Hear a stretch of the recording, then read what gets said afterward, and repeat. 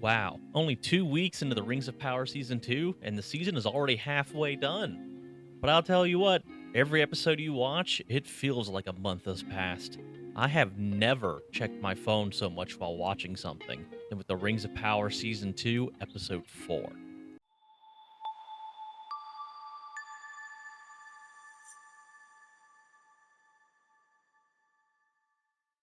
Well, it's Episode 4, and it's back to form with the Rings of Power. I actually thought they had smoothed out some of Galadriel's edges from the first season. But nope, bitchy greatest warrior elven kind has ever known, Galadriel is back and as insufferable as ever. Now don't get me wrong, Legolas did some pretty crazy one-man army stuff himself. The difference is he wasn't a one-man army. He has always had good fighters around him, whether it was the Fellowship or actual armies. In the Rings of Power, they really want to show Galadriel is just always having to pick up the slack and save her people because she's the only one that can get shit done. In this episode, we see Galadriel and Elrond and a group of elven red shirts starting their journey to Eregion. The entire time, Galadriel is getting influenced by the ring about which way to go, but Elrond doesn't trust it and is constantly pulling rank on Galadriel to shut her up. But of course, she ends up being right all the time because, of course, she is. They first end up in the forest where the messenger was killed, and wow, it went from sunny, bright forest to spooky ghost den in between episodes. I say spooky ghost den because the group is then attacked by barrow-whites. I do think the barrow-whites looked pretty good. Some CGI wasn't the best, but overall it was fine. The fight itself didn't have much impact on me. It was spectacle since we all know Elrond and Galadriel are going to be fine, so you just end up guessing how many red shirts are going to die. And then you want to know, will they get out of the situation in a clever way? Will it maybe lead to some character moment? And the actual fight choreography was okay. They stab Ghost and go, oh, that doesn't work. You see some red shirts and even Galadriel, and then they stab the Ghost again, but with weapons they found, like, in one of the tombs. And it does work. The whole sequence didn't last very long, and the barrow-whites just kind of floated there hissing menacingly and not really fighting. And the explanation as to why the other weapons work was lackluster. According to law, only the blades with which they were buried will return such creatures to rest. So the weapon of the barrow-white's corpse can kill a different barrow-white? It sure looks like they shared weapons because they didn't really go looting every tomb, just that one that they showed. If you put an entire armory in a grave and then somehow make a barrow-white, then dig them up, can you just mass-produce ghost-killing weapons?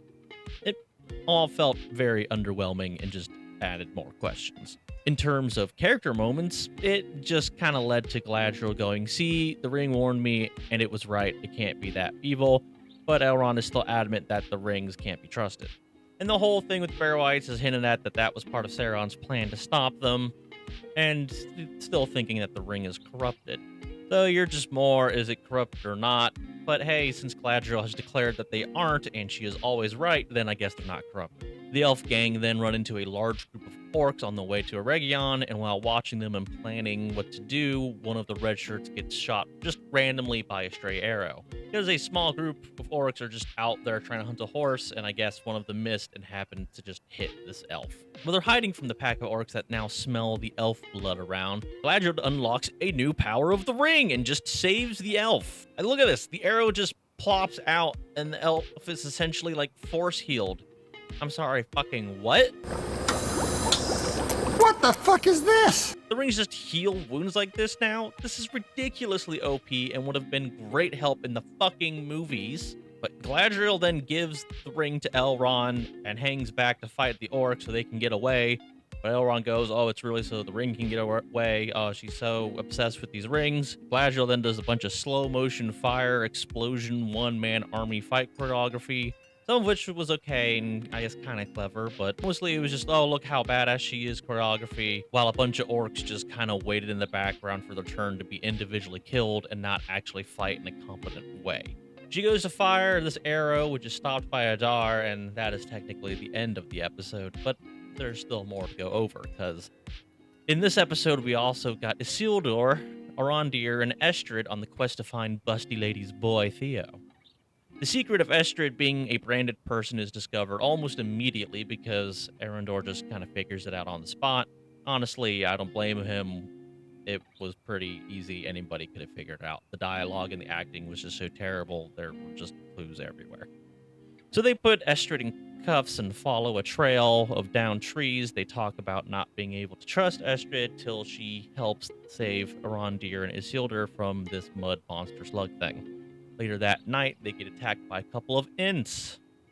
Arondir uses the power of being an elf to talk to them out of fighting and letting go of all the prisoners because I guess they were the ones that had kidnapped Theo and the branded men. Apparently, there were some orcs that had been cutting down trees, and the lady Ent went a little kidnapper murder crazy. Right when it looked like Isildur and Estrid trust each other and were going to kiss, one of the branded men recognized her, and it turns out it was her betrothed. She wasn't lying about that.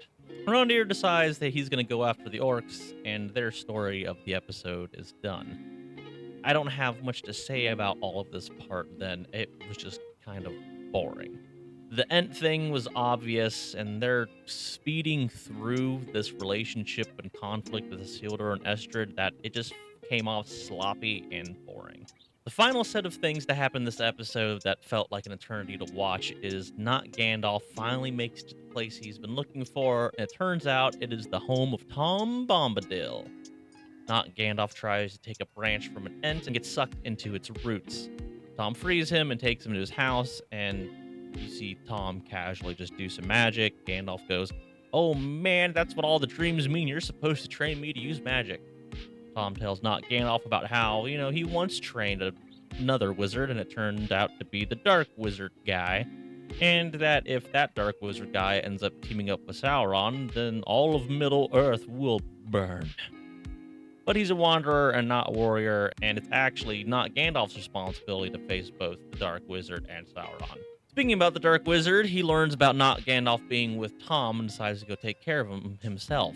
He tasks the masked minion people to continue to try and get the halflings. Also, apparently, 2 of these minions died from not Gandalf's sand tornado, which I point out because the 2 halflings come out of being shot hundreds of feet into the air by a sand twister and landing on sand and stone completely unharmed. Just knocked out a little bit. No scratches or blood or anything on them. And then they end up running into sand hobbits and they hide out in their village.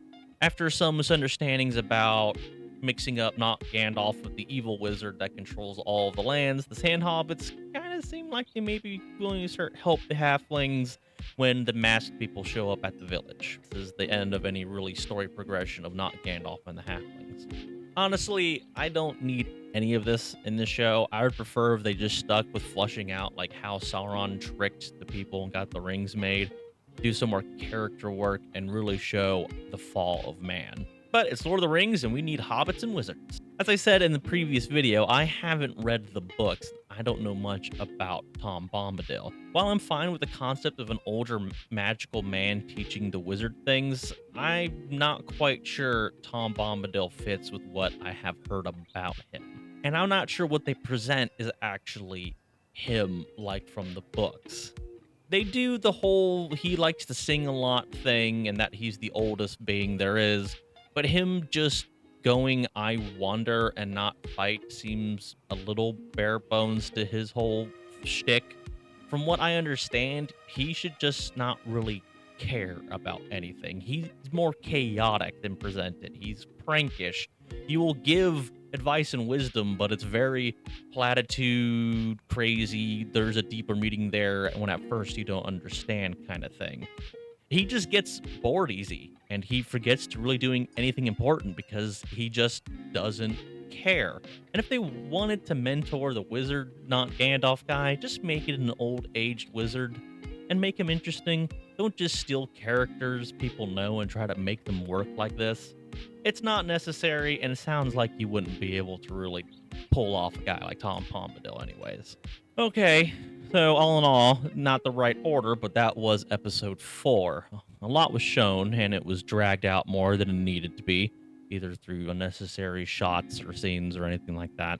There was a lot of getting people places, the time of everything, and how long it all takes still doesn't make any sense, and they set up a bunch of stuff to kind of happen in the next episodes. But not really anything huge character-wise happened. More lore was broken and or changed, and now we got some new faces. And that's all I really got for now. So I guess tune in next week to see if anything comes from it or just how much worse it could possibly get.